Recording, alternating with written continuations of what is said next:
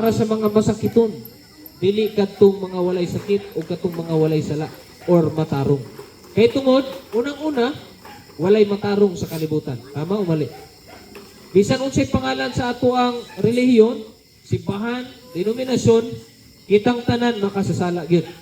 Nagingon ang Biblia sa Roma 3:23, ang tanan nakasala ug nahilayo sa kaymayaan sa Dios. Miyong ganit ang tanan, walay naibilin bisag usa. Kitang tanan makasasala. O ikaw ka kung nga makasasala, nalayo ta sa atong relasyon sa Dios. Gibuhat ta sa Ginoo nga wala untay sala.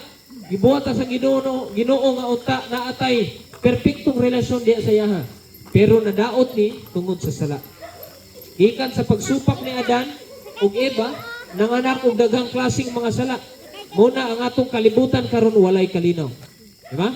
So karon, damor nga walay kalinaw ang atong kinabuhi, kay tungod kining sala magdala kanato sa ginatawag nga dili maayong sitwasyon.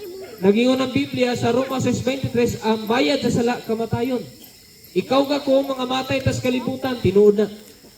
Bisan unsang edad, mga bata ayaw mo paghunaw na sa iyong kinabuhi nga bata pa man ko.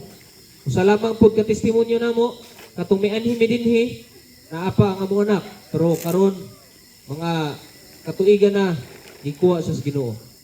Mga bata, dili ta magsayang-sayang sa atong kinabuhi porket bata pa ta. So simple lamang pod, bisan unsa edad ang Ginoo lay tag-iya sa kinabuhi. At the same time, kung